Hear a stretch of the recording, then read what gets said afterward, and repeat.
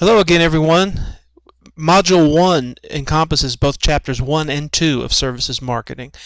I previously briefed you with the highlights of chapter 1 of the Services Marketing text, which introduced you to the concept of services, how they're different from products, how they're intangible, and how businesses need to think about services differently than products. In Chapter 2, you're introduced to the conceptual framework of this book, which is the GAPS model of service quality. So let's take a look at this.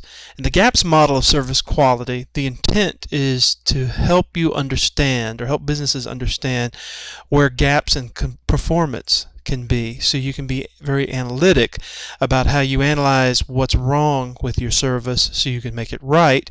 Plus, if you're just introducing new services, you can understand what are the important factors or components of service delivery so you can get them right up front. These gaps include the customer gap plus 4 different provider gaps.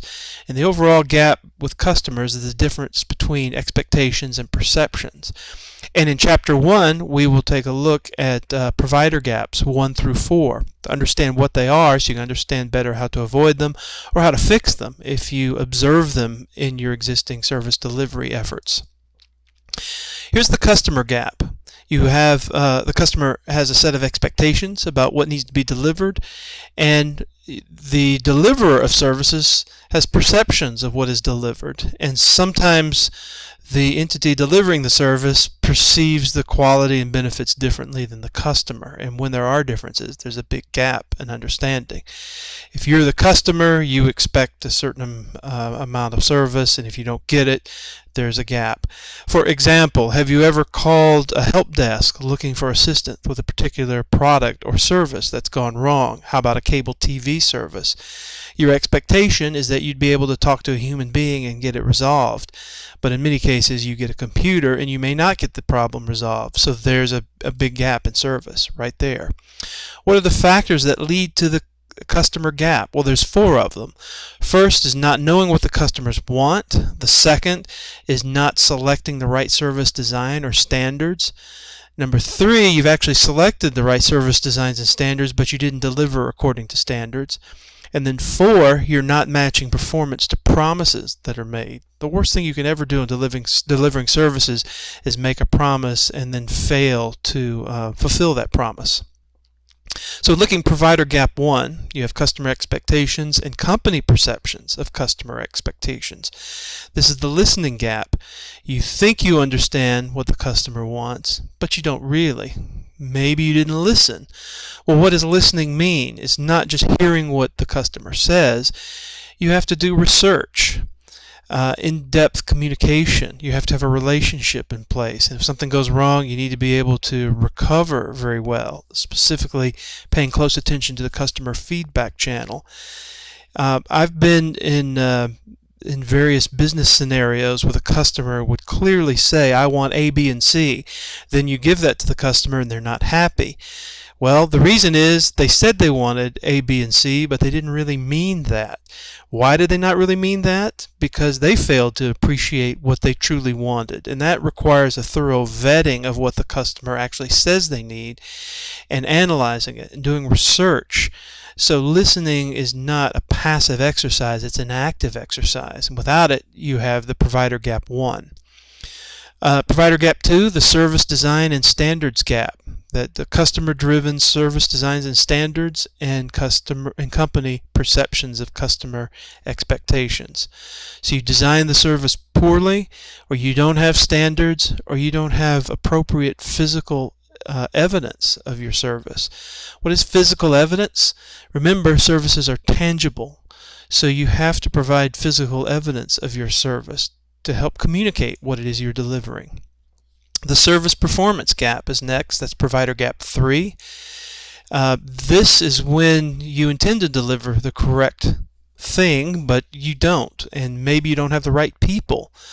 Maybe you have the right people, but you can't meet the demand. Remember, you can't inventory services.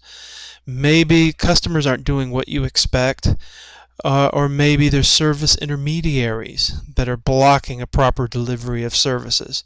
So this is a case where you have the standards right, but you're failing to deliver it.